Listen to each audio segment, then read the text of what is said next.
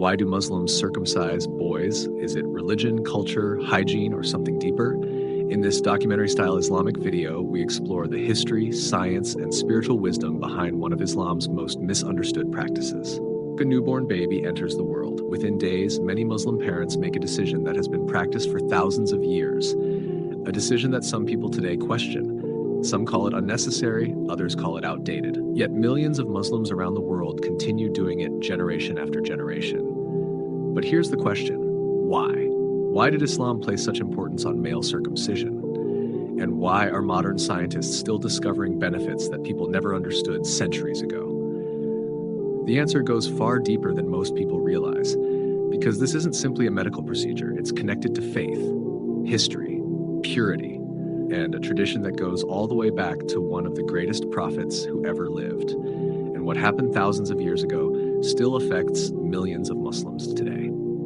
To understand circumcision in Islam, we need to travel back in time, long before the birth of Prophet Muhammad sallallahu alaihi wasallam, long before the rise of Islam, back to the time of Prophet Ibrahim alayhi salam, a man known as the father of the prophets, a man whose faith was tested like few others in human history. What many people don't know is that circumcision was part of the tradition of Prophet Ibrahim alayhi salam. Prophet Muhammad sallallahu alaihi wasallam said, Prophet Ibrahim circumcised himself when he was 80 years old, reported in Sahih al-Bukhari. Think about it for a moment. This practice existed thousands of years before modern medicine, thousands of years before hospitals, thousands of years before scientific research. Yet it remained a symbol of submission to Allah. But that wasn't the only reason. The real story goes even deeper. When Islam arrived, Prophet Muhammad sallallahu alaihi wasallam, it emphasized something known as fitra, the natural disposition that Allah created human beings upon. The Prophet said, 5 practices are characteristics of the fitra: circumcision, shaving the pubic hair, clipping the nails, plucking the underarm hair, and trimming the mustache. Notice something interesting. These practices all relate to cleanliness, purity, personal hygiene, and respect for the body Allah has entrusted to us. At first glance, circumcision may seem like a small physical act, but Islam often teaches profound spiritual lessons through physical actions. Wudu cleanses the body before prayer. Fasting disciplines the body to purify the soul. And circumcision became one of the signs of maintaining natural cleanliness. But what nobody realized for centuries was that science would later uncover remarkable health benefits as well. And that's where things become fascinating. For most of human history, people followed this practice because of faith, not because of scientific studies. But in recent decades, researchers began examining its effects, and they found several potential health benefits. Studies have shown that circumcision can reduce the accumulation of bacteria beneath the foreskin. It may lower the risk of certain urinary tract infections during infancy. Research has also suggested reduced risks of some sexually transmitted infections and certain penile diseases later in life.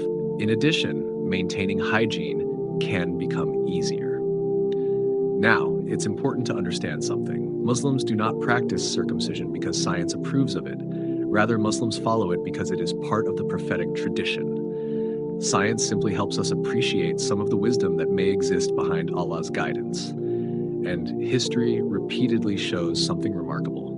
Many teachings of Islam were practiced centuries before modern science began investigating them. But there's another question. When did this practice actually begin? When did it evolve? Historians have discovered evidence of circumcision dating back more than 4,000 years. Ancient civilizations practiced forms of it long before modern history. However, for Muslims, the most important connection is not archaeological evidence.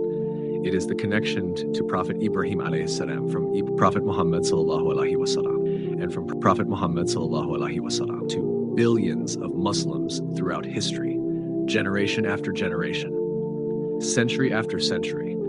The practice continued, not because of cultural trends, not because of social pressure, but because believers saw it as part of a prophetic legacy, a legacy of submission to Allah.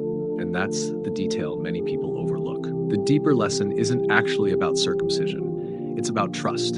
Throughout Islamic history, believers often followed Allah's commands before fully understanding the wisdom behind them. Prophet Ibrahim alayhi salam did not know every outcome when Allah tested him, yet he obeyed. The companions of Prophet Muhammad ﷺ often followed guidance immediately because they trusted the one who gave it, and sometimes years later, the wisdom became clearer.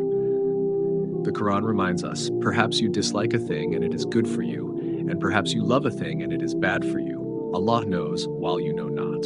Surah Al-Baqarah 2:216. That principle applies far beyond circumcision. It applies to prayer, fasting, modesty, charity, and every command of Allah.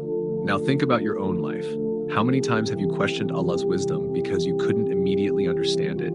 How many times have you wanted every answer before taking the first step of obedience? The reality is that faith is not built only when things make sense. Faith is built when we trust Allah, even when we don't see the full picture, because Allah sees what we cannot.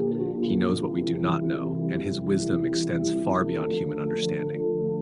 Perhaps the greatest lesson from circumcision isn't the medical benefits, it isn't the historical evidence, and it isn't even the ancient tradition. It's the reminder that Islam is a religion built upon trust in Allah, a trust that stretches across generations, from Prophet Ibrahim alayhi salam, Prophet Muhammad sallallahu alaihi wasallam, to you today, because every act of obedience carries a message that says, Ya Allah, I trust your wisdom more than my own understanding.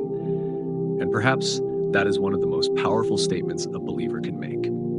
So tonight, take a moment, reflect on one command of Allah that you've been struggling with, and ask yourself, am I waiting to understand everything first? Or am I willing to trust the one who knows everything?